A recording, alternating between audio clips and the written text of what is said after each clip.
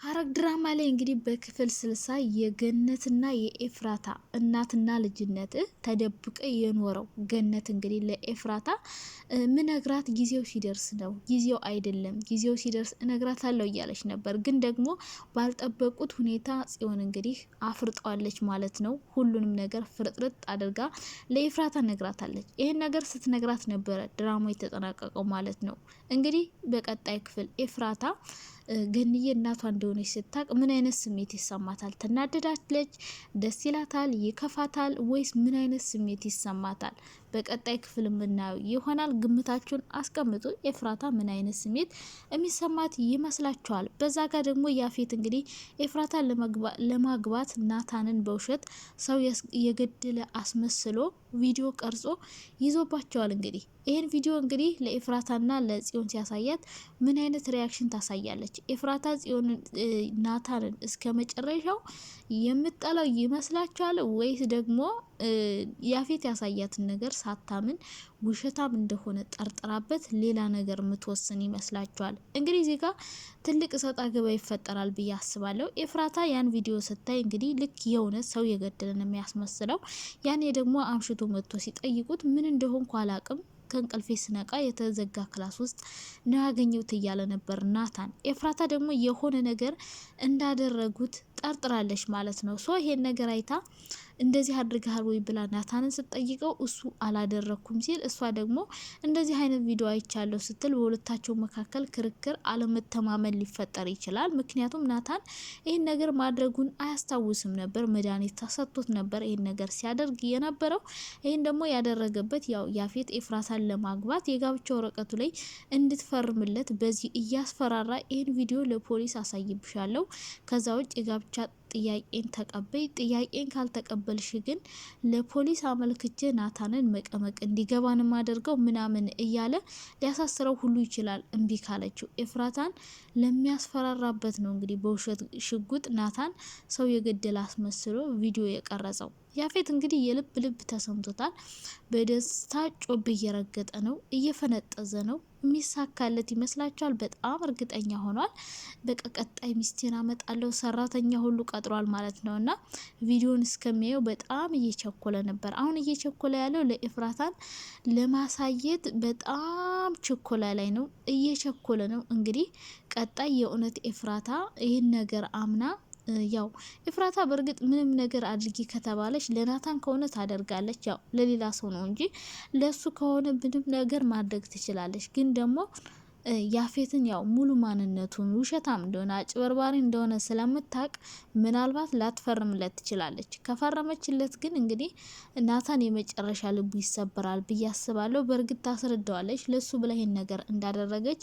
ምክንያቱም እሱ ከዛ በፊት ለሷ ብሎ የማይፈልጋትን ሴት አግብቶ ስለነበረ በቦታው ስለነበረበት ኤፍራታን ብታስረዳውም በእርግጥ ይረዳታል ብዬ አስባለሁ። ግን ደግሞ በእርግጠኝነት ኤፍራታ ይሄን ነገር ትፈርማለች ብዬ አላስብም። ሉሊትን ደግሞ እንግዲህ በዚህ ሌላ ወጥመድ እያጠመደችባት ነበር ኤፍራታን ማለት ነው። ከፈለግሽ እንግዲህ ህይወትሽን ማትረፍ ከፈለግሽ ሳትፈሪና ሳትሳቀቂ መኖር ከፈለግሽ ከኔ ጋር ስሪ፣ እኔን አግዥኝ፣ እኔን እርድኝ፣ እጅና ጓንት እንሆንና እዛ የታገቱ ልጆችንና የሚሰቃዩ ልጆችን ከስቃይ እናውጣቸው፣ ቪዲዮ ቀርጸሽ አምጭልኝና መረጃ እንያዝበት እያለቻት ነበረ። እንግዲህ ሉሊት ይሄን መረጃ ካመጣች ኤፍራታን የጋብቻ ወረቀቱ ላይ የመፈረም እድሏ በጣም ዝቅተኛ ነው። ምክንያቱም ያፌት ይህን ቪዲዮ ለሷ ሲያሳያት እሷም ሌላ ቪዲዮ ለያፌት ታሳየዋለች ማለት ነው። እንደዛ ሆነ ማለት ጥፋታቸው እኩል ሆነ። ያፌት ኤፍራታን በግድ አግቢኝ የሚለውን ነገር ይተዋል ማለት ነው። ሶ ሉሊት ይህን ነገር ታመጣለች አታመጣም፣ እንዴት ታመጣለች የሚለው ነገር ጥያቄ ላይ ይቀመጥና ካመጣችላት ግን ለመፈረም ቢያንስ የተወሰነ የልብ ልብ ይሰማታል። መረጃ ከያዘችበት እሷም አትፈራም ማለት ነው። ምክንያቱም እሱም ለራሱ ህይወት ስለሚፈራ። ሶ ሉሊት ካገዘቻት ምናልባት ኤፍራታን ከዚህ ጉድ ተወጣለች ብዬ አስባለሁ። ግን ደግሞ ናታን ይሄን ነገር እንዲያደርግ ሲያደርጉት ምናልባት የቤዛ ጓደኛ አይታት ከሆነ ይሄን ሁሉንም ነገር ውሸት እንደሆነ የቤዛ ጓደኛ ምናልባት ለኤፍራታ ከነገረቻት ያው ነገሮች ይስተካከላሉ ብዬ አስባለሁ። በዛ ቤዛ ደግሞ እንግዲህ ቤቱን፣ ሀብቱን፣ ንብረቱን ሽጣ ከእስር ቤት ለመውጣት ጥረት እያደረገች ነበረ። ለጓደኛዋ እያማከረቻት ነበር። ቤዛ እንግዲህ ይህን ቤት የምትሸጠው ይመስላችኋል ወይስ ደግሞ በእርግጥ በናታን ስም ነው? አላዞርላትም። ያው ለጓደኛዋ ነው ያማከረቻት። ጓደኛዋ ደግሞ ያው እነ ኤፍራታን ማገዝ ስለምትፈልግ እነሱን ጓደኛ መስላ እየመረመረች ስለሆነ ፖሊስ ስለሆነ ስራዋ ምናልባት እንዲሸጥ አትፈቅድላትም እንጂ ቤዛ ጨክና ሽጣ እነሱን ሜዳ ላይ ለመጣል ራሷን አትርፋ እንደገና የራሷን ህይወት ሀ ብላ ለመጀመር አስባለች።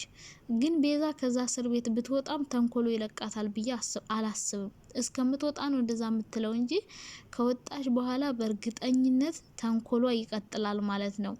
ብቻ ቤዛ ምን አይነት ውሳኔ ትወስናለች? ይህን ውሳኔዋስ ጓደኛዋ የምታግዛት ይመስላችኋል? እኔ የምታግዛት አይመስለኝም። ምክንያቱም እኔ ኤፍራታን ሁሌም ማገዝ ስለምትፈልግ ተንኮለኛ ስለሆነች ይልቁንስ ሁሉንም ነገር እየነገረቻት ስለሆነ ወንጀሏ እንዲበዛና የእስር እድሜዋ እንዲረዝም የማድረግ እድሏ በጣም ከፍተኛ ነው። እንግዲህ በቀጣይ ክፍል ምን ይፈጠራል? እንግዲህ ያፌት የእውነት ኤፍራታን ያገባት ይሆን? ይሳካለት ይሆን? ናታንስ እንግዲህ ከደስታ ወደ ሀዘን ተቀይሮ ያን ያነባ ይሆን? ያስለቀሰ ይሆን? ያን ያፌት እንደፈከረው ሉሊትስ ቤዛና ያፌት አንድ ላይ ከሆኑ ኤፍራታና ያፌት አንድ ላይ ከሆኑ እንግዲህ የሉሊትን ቼክ የማድረግ እድሏ ኤፍራታ በጣም ዝቅተኛ ነው። ምክንያቱም በሌላ ነገር ሊጠምዳት ስለሆነ የተንከሲስ ማለት ነው። ጽዮንም እንግዲህ የማስታወስ እድሏ እየጨመረ ስለሆነ ካየች ባንዴ ታስታውሳለች እያለቻት ነበር ሉሊትን። እንግዲህ ጽዮን የማስታወስ እድሏ እንግዲህ ጨምር ይሆን ወይስ ይቀንስ ይሆን? ቀጣይ በክፍል 61 የምናየው ይሆናል። እስከዛው ሰላም ሁኑ። ሰብስክራይብ አድርጉ። ባይ ባይ። ይወዳችኋል።